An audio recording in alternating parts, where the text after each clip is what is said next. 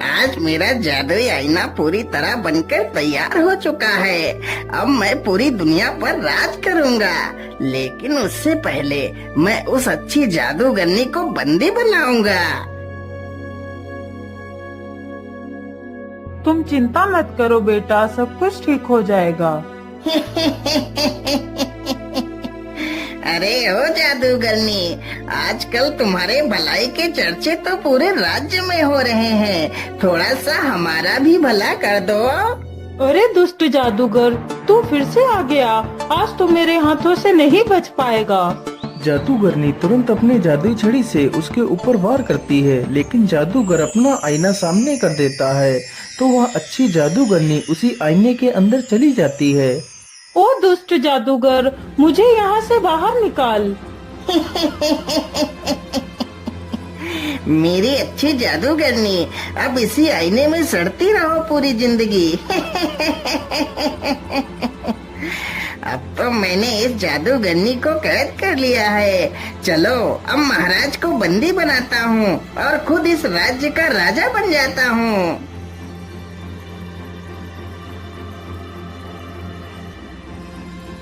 महाराज, पेश करता हूँ दुनिया का सबसे अद्भुत आईना। इसमें आप अपने आप को देखकर यह जान सकते हैं कि आप कितने शक्तिशाली हैं महाराज। हाँ हाँ जादूगर, क्यों नहीं, मैं इसमें जरूर देखना चाहूँगा आखिर मैं कितना शक्तिशाली हूँ। राजा चुपचाप आईने के सामने जाता है, तभी वह उसी आईने में समा जाता है। अरे ये क्या, महाराज तो आईने के अंदर चले गए।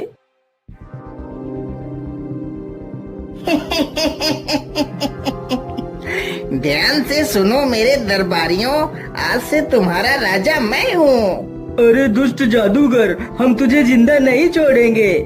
सैनिक जैसे ही आगे बढ़ते हैं, जादूगर उन्हें वश में कर लेता है।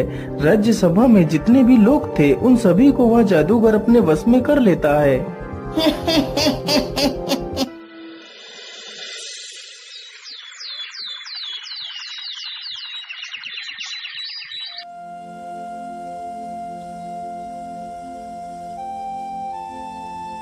बेटा, तुम रोज रोज ऐसे कब तक भटकते रहोगे?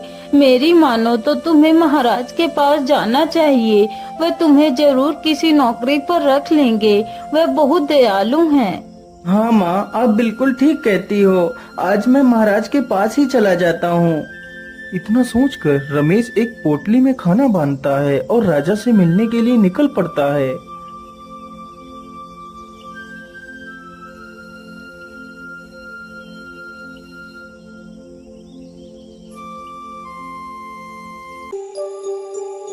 अरे कौन है तू और मुंह उठाकर कहाँ चला आ रहा है?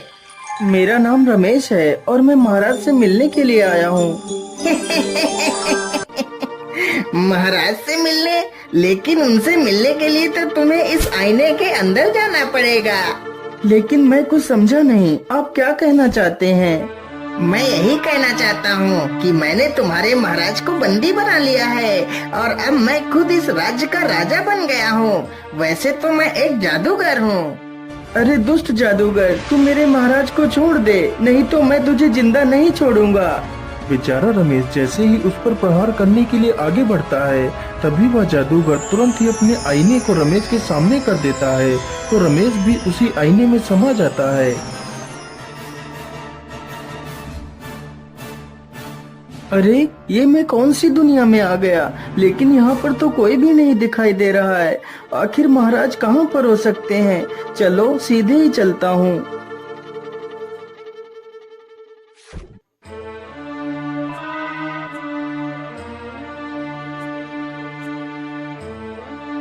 रमेश चलते चलते एक जंगल से गुजरता है।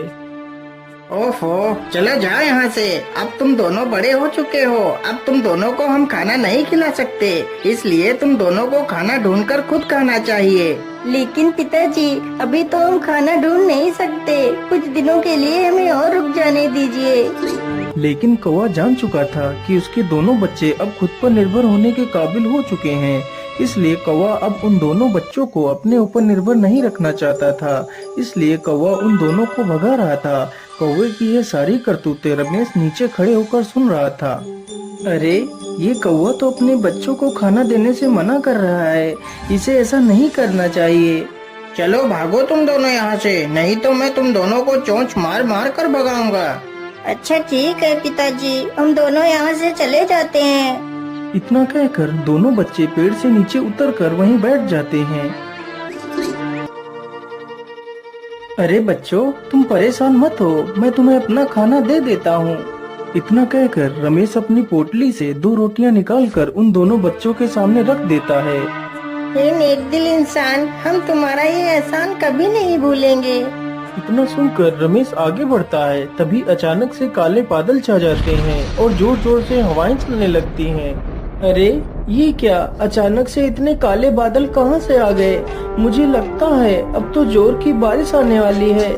मैं ऐसा करता हूँ, जल्दी से किसी सुरक्षित स्थान पर चलकर छिप जाता हूँ।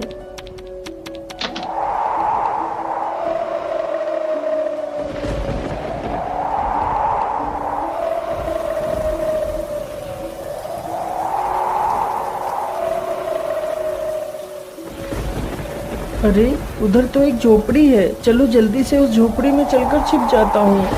रमेश जल्दी से उस झोपड़ी में जाकर छिप जाता है। ओहो, आज तो मैं कितना थक गया हूँ। मैं ऐसा करता हूँ, इसी स्थान पर थोड़ा सा आराम कर लेता हूँ। इतना कहकर वह जमीन पर लेट जाता है और सो जाता है। अरे भैया, जिस भले आदमी ने हमें खाना खिलाया था वह कालिया की झोपड़ी की तरफ गया है। अगर कालिया आ गया तो उस भले आदमी को वह नुकसान पहुंचा सकता है। हमें जल्दी ही उस झोपड़ी में चलना चाहिए। इतना कहकर वे दोनों झोपड़ी की तरफ निकल पड़ते हैं। वह झोपड़ी एक सर्प की थी। अरे यह मेरे घर में कौन सो रहा है? इसकी इतनी हिम्मत कि मेरे घर में सोए। मैं इसे जिंदा नहीं छोड़ूंगा। इतना कहकर वह सर्प उसे डसने के लिए आगे बढ़ता है। तभी वह दोनों बच्चे वहां पर आ जाते हैं और उस सर्प की पूंछ पकड़ लेते हैं। ओहो, यह इतनी जोर जोर से कौन चिल्ला रहा है? मुझे सोने दो। अरे राम राम राम, ये कितना जहरीला सर्प है। क्या करूं, क्या करूं? रमेश तुरंत ही पास में पड़े एक पत्थर को उठाता है और सर्प के ऊपर पटक देता है, जिसकी वजह से सर्प मर जाता है। अरे बच्चों, तुम्हारा बहुत बहुत धन्यवाद। यदि आज तुम दोनों नहीं होते तो मैं आज इस सर्प के हाथों मारा जाता। इतना कहकर रमेश आगे के लिए निकल पड़ता है। वह चलते चलते समुद्र के किनारे से गुजरता है। तभी वह देखता है एक मछली पानी के बाहर पड़ी है और तड़प रही है। यह देखकर रमेश को उस पर दया आ जाती है। अरे राम राम राम, ये मछली तो समुद्र की लहरों की वजह से बाहर आ गई है। चलो इसे वापस पानी में छोड़ देता हूँ। रमेश तुरंत उस मछली को उठाता है और पानी में छोड़ देता है। अरे युवक, तुम महान हो, तुमने मेरी जान बचाई। मैं तुम्हारा यह उपकार अपने पूरे जीवन नहीं भूलूंगी। तुम्हें जब भी मेरी मदद की आवश्यकता पड़े तो तुम मुझे जरूर याद करना। ए मछली, मैं यहाँ पर अपने महाराज को ढूंढने के लिए आया हूँ। क्या तुम हमारे महाराज को ढूंढने में मेरी मदद करवा सकती हो? हाँ हाँ, मैं जानती हूँ। तुम यहाँ से सीधे चले जाओ, वहाँ पर एक जादुई गुफा आएगी, तुम उसी में चले जाना। तुम्हें वहीं पर महाराज मिल जाएंगे। मछली की यह बात सुनकर रमेश सीधे उसी दिशा में चला जाता है।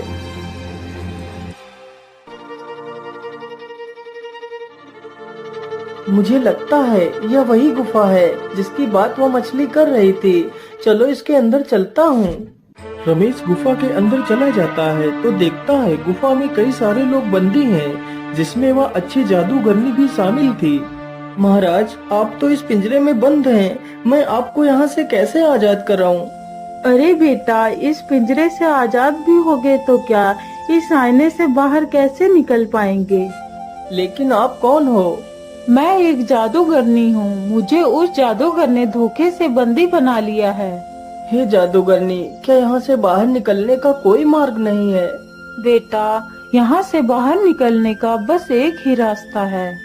तो आप जल्दी से बताइए वह रास्ता क्या है? मैं आप सभी को यहाँ से आजाद कराऊंगा। यहाँ से बाहर निकलने के लिए हमें एक जुगनू पत्थर ढूंढना होगा, जो पत्थर समुद्र में मिलेगा। यदि वह पत्थर मिल जाए तो मैं उस जादूगर को अच्छा मजा चखा सकती हूँ। हे जादूगरनी, आप चिंता ना करें, मैं जल्दी ही उस जुगनू पत्थर को ढूंढ कर लाऊंगा। इतना कहकर रमेश वहाँ से निकल पड़ता है और समुद्र के किनारे पहुँच जाता है। हे मछली मेरी दोस्त, तुम कहाँ हो? मुझे तुम्हारी मदद की आवश्यकता है। बोलिए दोस्त, तुम्हें मेरी क्या सहायता चाहिए? मेरी दोस्त, मैंने अपने महाराज को ढूंढ लिया है, लेकिन अब मैं एक चमकीला पत्थर ढूंढ रहा हूँ। यदि वह पत्थर मुझे मिल जाए तो मैं अपने महाराज के साथ साथ बाकी सारे लोगों की भी जान बचा सकता हूँ। अरे तुम चिंता मत करो, मैं जानती हूँ वह चमकीला जुगनू पत्थर कहाँ है। तुम यहीं रुको, मैं अभी वह पत्थर लेकर आती हूँ। मछली तुरंत पानी में जाती है और कुछ ही देर में वह चमकीला जुगनू पत्थर लेकर आ जाती है। जुगनू पत्थर देखकर रमेश बहुत ही खुश हो जाता है और जल्दी से वह पत्थर लेकर वहाँ से चला जाता है। ये लीजिए जादूगरनी, मैं उस जुगनू पत्थर को ले आया हूँ। जादूगरनी तुरंत उस जुगनू पत्थर को अपनी छड़ी से स्पर्श कराती है तो जुगनू पत्थर उसी छड़ी में समा जाता है, तो वह और भी ज्यादा शक्तिशाली हो जाती है। जादूगरनी का पिंजरा अपने आप ही नष्ट हो जाता है। फिर वह सभी को आजाद करा देती है। अरे जादूगरनी, हम यहाँ से आजाद तो हो गए, लेकिन हम यहाँ से बाहर कैसे निकलेंगे? महाराज, यह एक जादुई नगरी है। यहाँ से बाहर जाने के लिए हमें उस अनोखे झरने के पास चलना होगा। सारे लोग जल्दी ही उस झरने के पास जाते हैं। लेकिन यहाँ पर तो कोई रास्ता नजर नहीं आ रहा है। महाराज, आप फिक्र मत करिए, मैं अभी रास्ता बनाती हूँ। जादूगरनी ने तुरंत ही अपनी जादू छड़ी से एक रास्ता बना दिया। फिर सारे लोग उसी रास्ते के अंदर चले जाते हैं। अरे ऐसे कैसे नहीं देगा? सैनिकों, तुम जल्दी से जाओ और मोहन को पीटते हुए मेरे पास लेकर आओ। जादूगर इतना कह ही रहा था कि तभी राजा और वह जादूगरनी तथा बाकी के सभी लोग उस शीशे से बाहर आ जाते हैं। अरे रे रे रे, ये क्या? ये सारे लोग बाहर कैसे आ गए? चलो कोई बात नहीं, बाहर तो निकल आए, लेकिन अब तुम लोग जीवित नहीं बचोगे।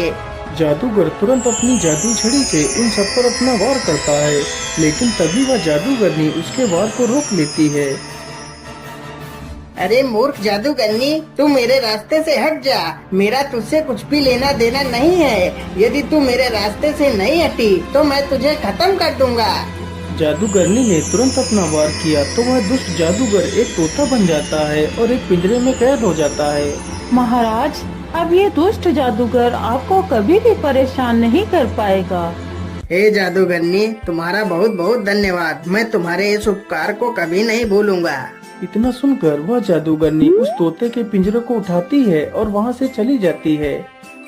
लेकिन बेटा, तुम कौन हो और तुम अचानक से उस आईने में कहां से आ गए थे?